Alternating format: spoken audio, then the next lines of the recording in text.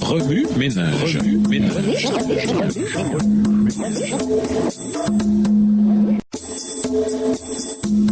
Remue ménage.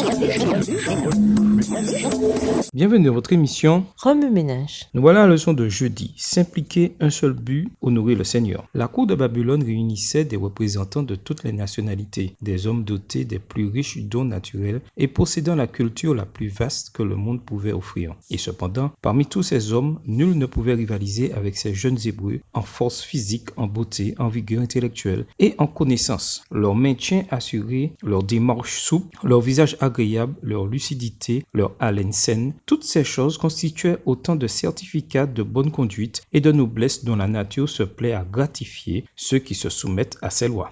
Dans l'étude de la sagesse des Babyloniens, Daniel et ses compagnons surpassaient tous les autres élèves, mais leur savoir n'était pas dû à la chance. Ils accroissaient leur connaissance grâce à un sage emploi de leurs facultés sous la direction du Saint-Esprit. Ils puisaient à la source de toute sagesse et faisaient de la connaissance de Dieu la base de leur éducation. Ils priaient avec foi et vivaient en harmonie avec leurs prières. Ils recherchaient la bénédiction constante de Dieu, évitant tout ce qui risquait d'affaiblir leurs facultés, saisissant toutes les occasions pour les développer. Un seul but les préoccupait, celui d'honorer le Seigneur. Ils savaient que pour représenter la véritable religion au sein du paganisme, ils devaient posséder une intelligence lucide et perfectionner leur caractère. C'est Dieu lui-même qui était leur instructeur. Ainsi, constamment en prière, consciencieusement à l'étude et sans cesse en contact étroit avec l'invisible, ils marchaient avec Dieu comme Enoch. Le vrai succès dans tous les domaines du travail n'est pas l'effet de la chance, du hasard ou du destin. C'est le résultat des bénédictions divines, la rémunération de la foi et de la sagesse, de la vertu et de la persévérance. De brillantes qualités intellectuelles, un niveau moral élevé ne sont pas accidentels. Dieu suscite les occasions, le succès dépend de l'usage que l'on en fait. Alors que le Seigneur produisait en Daniel et en ses compagnons le vouloir et le faire selon son bon plaisir, Philippiens 2, le verset 13, les jeunes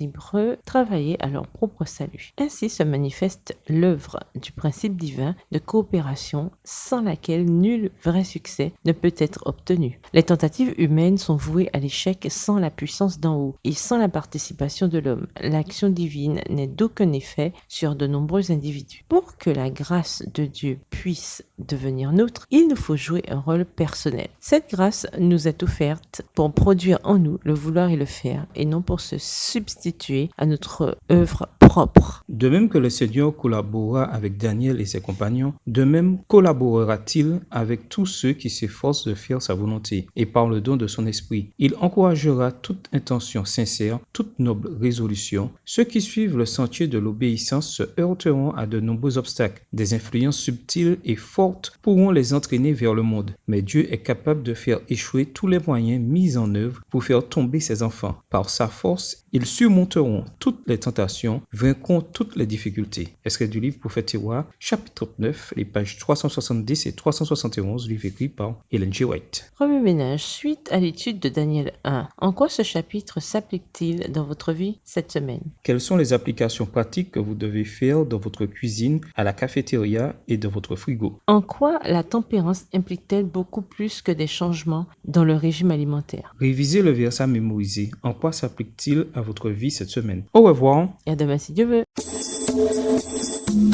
Remue ménage. Remue ménage.